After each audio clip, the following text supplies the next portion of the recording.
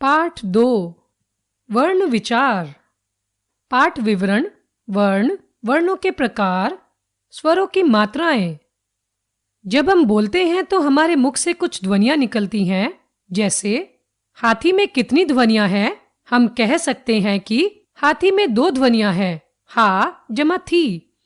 लेकिन हम इन ध्वनियों के और भी टुकड़े कर सकते हैं, जैसे हा बराबर ह जमा आ, थी बराबर थ जमा ई। इस प्रकार हाथी में 4 ध्वनियां हैं। अब इन ध्वनियों के और टुकड़े नहीं किए जा सकते। ये भाषा की सबसे छोटी ध्वनियां हैं। भाषा की सबसे छोटी ध्वनि को वर्ण कहते हैं। वर्णों के प्रकार। हिंदी भाषा में वर्ण 2 प्रकार के होते हैं।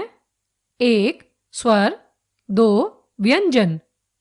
1 स्वर, जिन वर्णों का उच्चारण करते समय किसी अन्य वर्ण की सहायता नहीं ली जाती, उन्हें स्वर कहते हैं। हिंदी भाषा में 11 स्वर हैं।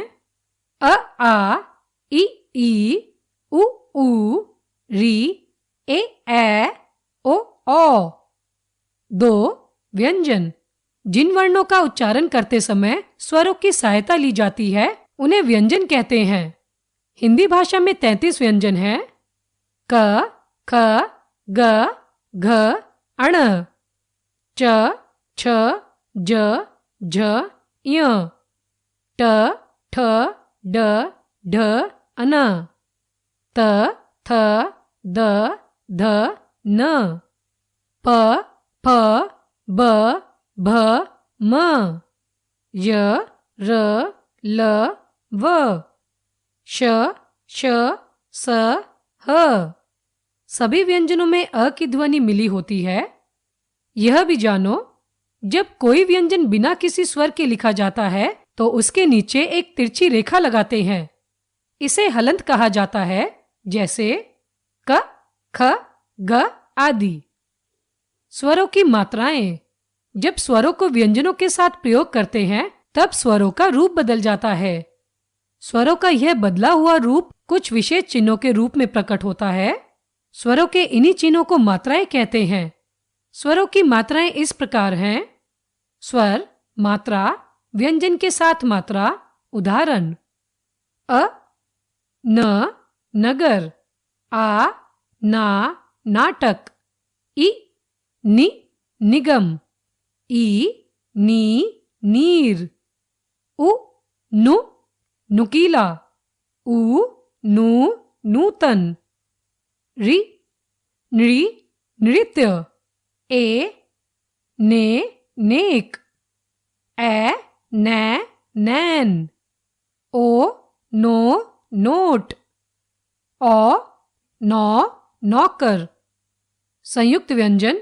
2 भिन्न भिन्न व्यंजनों के परस्पर संयोग से बनने वाले व्यंजनों को संयुक्त व्यंजन कहते हैं, जैसे क जमा श बराबर क्ष, रक्षा शिक्षा। त जमा र बराबर त्र, पत्र चित्र। ज जमा य बराबर ज्ञ, ज्ञानी ज्ञात। श जमा र बराबर श्र, श्रमिक श्रमण। यह भी जानो, संयुक्त व्यंजन 4 होते हैं। द्वितीय व्यंजन। 2 समान अर्थात एक जैसे व्यंजनों के परस्पर संयोग से बने व्यंजन द्वितीय व्यंजन कहलाते हैं, जैसे च जमा च बच्चा, क जमा क मक्का। यह भी जानो, हिंदी में 3 वर्ण ऐसे भी हैं जो न तो स्वर हैं और न ही व्यंजन। इन्हें अयोगवाह कहते हैं। ये इस प्रकार हैं। 1 अनुस्वार अन, 2 अनुनासिक अ, 3 विसर्ग अह। 1 अनुस्वार, इसका उच्चारण नाक से होता है, जैसे हंस, कंगन, जंगल आदि। 2 अनुनासिक, इसका उच्चारण नाक और मुंह से होता है, जैसे चांद, आंख, दांत आदि। 3 विसर्ग, इसका उच्चारण आधे ह के समान होता है, जैसे प्रातः, अतः, पुनः आदि। उपरोक्त वर्णों में से अंग और अह को स्वर समूह में रखा जाने लगा है।